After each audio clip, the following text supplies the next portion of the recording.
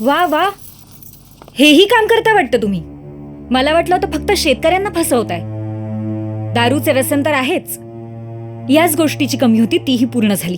सरिता, तोंड सांभाळून बोल. तुला वेळच्या वेळी मिळतंय ना सगळं. मग झालं तर.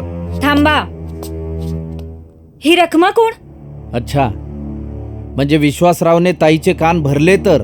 मी काय विचारते त्याचं उत्तर द्या. रखमा माझी बायको आहे. ती बायको? मग मी कोण? तू पण बायकोच आहे, पण ती खरी बायको. अहो काय बोलताय तुम्ही? घरामध्ये बायको असताना बाहेर शेण खायला का गेला ते सांगा आधी. तसं नाहीये ग. रखमा म्हणजे हरीची बायको, म्हणजे माझी बायको.